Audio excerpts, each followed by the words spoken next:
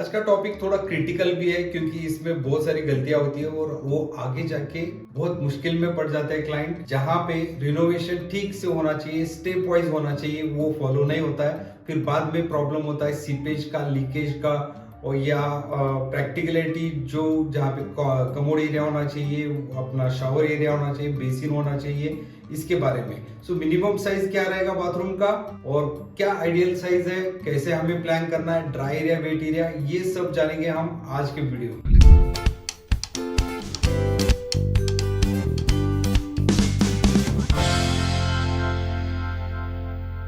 Welcome back to my YouTube channel. This is our own APG interior blogs. तो चालू करते हैं आज का नया टॉपिक बाथरूम रिनोवेशन के बारे में। बाथरूम पुराना हो या नया, नए वॉशरूम का तो कोई इशू नहीं है क्योंकि हम यहाँ पे साइज हमारे हिसाब से रख सकते हैं। लेकिन what is the ideal size of attach washroom या कॉमन वॉशरूम? वॉशरूम का मतलब ये होता है कि उसमें तीन चीजें आती है नॉर्मली। एक है अपना शावर एरिया, सेकंड है कमोड या इंडियन स्टाइल। इंडियन स्टाइल और कमोड का थोड़ा पोजीशन चेंज हो सकता है, आई विल एक्सप्लेन। और तीसरा है वॉश बेसिन एरिया। ये तीन चीजें मेनली हम कंसीडर करके चलते हैं एक वॉशरूम बनाने के लिए, एक आइडियल वॉशरूम बनाने के लिए। आइडियल वॉशरूम का साइज कितना होना चाहिए?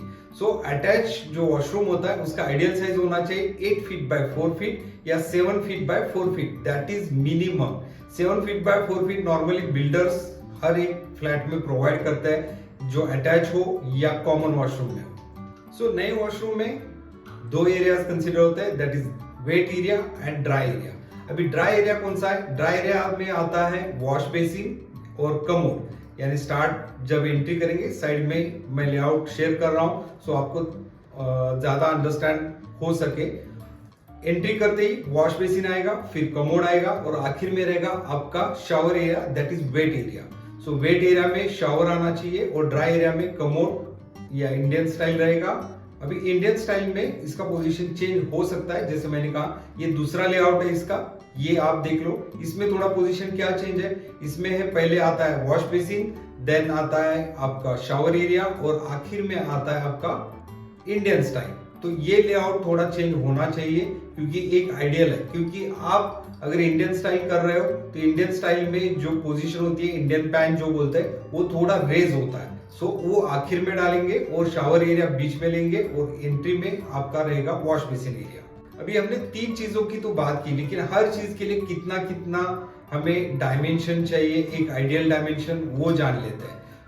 हमें वॉश बेसिन के लिए चाहिए मिनिमम 2 फीट, जो आप वहां पे रुक के हाथ धो सके या फ्रेश हो सके। फिर उसके बाद आता है कमोड एरिया, उसका मिनिमम डायमेंशन है 3 फीट। 3 फीट का सेंटर करके आप कमोड बिठा सकते हो। और आखिर में आता है shower area, that is also 3 feet. 3 feet and 2 feet, इसीलिए मैंने कहा 8 फीट ऐसा लंबा होना चाहिए और चौड़ाई जो है वो दैट इज 4 फीट। उतनी तो मिनिमम से मिनिमम की रिक्वायरमेंट होती है। ये तो बात हो गई हमारी पोजीशंस की, जो तीन चीजें हमने बोली थी उसके पोजीशंस के बारे में।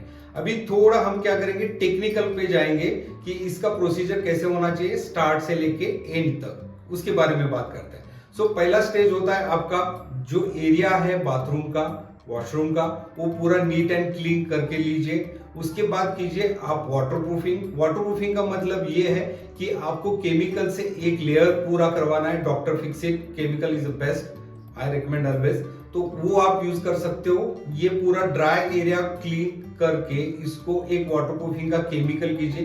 केमिकल करते समय ये ध्यान में रखिए कि फ्लोर से लेके वॉल के ऊपर कम से कम 1 फीट का लेयर आना चाहिए, ताकि जब फ्लोर बैठेगा तो उसका जो सीपेज होता है वो ऊपर ना आए। 1 फीट मिनिमम वॉल के ऊपर लेना है और फ्लोर पे तो आएगा ही आएगा। ये पहला स्टेज हो गया। इसके बाद सेकंड स्टेज आता है प्लम्बिंग कनेक्शंस। जो प्लम्बिंग आपके फ्लोर से नीचे से जो जाने वाले हैं तो वो करना बहुत ही जरूरी है। इसमें इनलेट और आउटलेट, ज्यादा करके जो फ्लोर के नीचे होते हैं ये होते हैं आपके आउटलेट्स। यानी जैसे कमोड का आउटलेट है, आपके ड्रेनेज लाइन है। ड्रेनेज लाइन दो चीज के आएंगे, एक वॉश बेसिन का आएगा और दूसरा आपका शावर एरिया में आएगा। तो ये तीन चीजों का प्लम्बिंग कनेक्शन करना बहुत ही जरूरी है। उसके बाद आता है ब्रिक बैट कोबा। यानी ब्रिक बैट यानी क्या है कि रेड ब्रिक या आप सिपोरेक्स भी यूज कर सकते हो, जो वाटर को एब्जॉर्ब करता है ये मटेरियल। जैसे नॉर्मली ब्रिक बैट जो होता है रेड ब्रिक में किया जाता है, हाफ ब्रिक बैट्स लेके उसको पूरा एक लेयर बनाते हैं। साइड में इमेजेस डालते रहूंगा बेटर अंडरस्टैंडिंग के लिए। सो ब्रिक बैट होने के बाद उसके अंदर आपको पीसीसी करवाना है। तो पीसीसी करने के लिए आपको जो ब्रिक बैट जो ब्रिक्स डाल रहे हैं उसके बीच बीच में पूरा मटेरियल स्प्रेड होना चाहिए। फिर एक कंप्लीट लेयर आती है पीसीसी की, वो ज्यादा से ज्यादा 50 mm थिकनेस की अगर होती है दैट इज वेरी फाइन। तो वो पहले लेयर होना चाहिए। इसके बाद आता है हमारा मेन ड्राई एरिया और वेट एरिया का जो लेवल डिफरेंस है वो कितना होना चाहिए। मिनिमम से मिनिमम उसका जो लेवल डिफरेंस है उसको हम बोलते हैं एक टाइल ड्रॉप, यानी एक जितनी टाइल की थिकनेस होती है दैट इज 10 mm या 12 mm। या बेटर है कि आप जहां पे लेवल डिफरेंस आ रहा है वहां पे आप ग्रेनाइट का एक पीस डाल दीजिए। सो ग्रेनाइट का थिकनेस 16 mm से 18 mm आता है, दैट इज बेटर। वो एक लेयर आएगा, लेयर में आने के बाद एक लेवल डिफरेंस क्रिएट होगा। वेट एरिया कभी भी नीचे होना चाहिए, ड्राई एरिया हमेशा ऊपर होना चाहिए। इसी हिसाब से आपका फ्लोरिंग का टाइल होना चाहिए। फ्लोरिंग में डालते समय जो टिपिकल 6 इंच बाय 6 इंच का जो नानी ट्रैप आता है, इससे बेटर है कि आप ड्रेन बोर्ड डालिए। ये अवेलेबल होता है 2 फीट, 2.5 फीट, 3 फीट या 4 फीट तक भी हम ले सकते हैं या कस्टमाइज करवा के ले सकते हैं। एक ड्रेन बोर्ड रहता है जिससे क्या होगा कि पानी का जो फ्लो है, स्लोप है, वो एक जगह पे जाके वहां से वो आउट हो जाएगा। तो हमेशा ड्रेन बोर्ड का यूज कीजिए, दैट इज वेरी बेटर जहां पे शावर एरिया आ रहा है।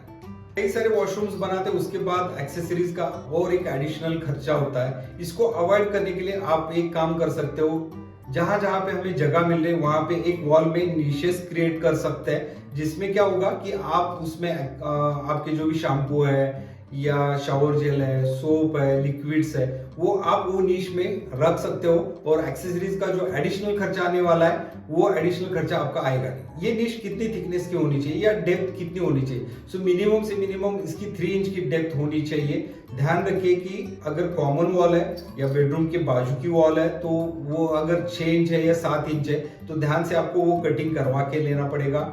ज्यादा से ज्यादा ग्राइंडर से ठीक से कटिंग होता है, वो करवा के वो एक निश क्रिएट कर सकते हैं। मिनिमम 18 इंच या 12 इंच भी ले सकते हैं, हाइट में 2 फीट या 1.5 फीट भी ले सकते हैं। डिपेंड करता है कि अवेलेबल स्पेस क्या है और विंडो की पोजीशन क्या है। तो उसके हिसाब से आप निशेस क्रिएट करके आप एक्सेसरीज के लिए एक अच्छी सी जगह बना सकते हैं। उसमें चाहिए तो आप हाईलाइट करने के लिए उसमें प्रोफाइल लाइट्स भी डाल सकते हैं, which is also looks good. Basic area में आपको मिरर लगाना है तो मिरर भी आप निशेस में क्रिएट कर सकते हो। और ज्यादा करके आजकल के ट्रेंड में मिरर में ही लाइट आता है, that is very better. Visibility अच्छी रहती है उसमें देखने के लिए। तो इनबिल्ट अगर लाइट है मिरर में तो बढ़िया है। और इसमें ध्यान रखिए कि जो सीलिंग की हाइट है मिनिमम 8 फीट रखिए तो कंजेस्टेड दिखेगा नहीं। अगर नॉर्मली 10 फीट या 9 फीट की हाइट हमें मिलती है बाथरूम में बिकॉज ऑफ संक, ऊपर का अगर फ्लैट है तो उसका संक भी नीचे आता है 6 से 9 इंच नीचे, तो वो माइनस हो जाता है। सो 8 फीट आपका सीलिंग लाइन होना चाहिए। तो उसके अंदर भी आप लाइट्स लगा सकते हो, जैसे कि नॉर्मली हम एक्रेलिक शीट्स यूज करते हैं ग्रिड सीलिंग में। तो उससे क्या होगा कि लाइट्स जो है वो स्प्रेड अच्छी होगी और दिखने के लिए एक कोजी जो लुक है एक वॉशरूम में आ सकता है।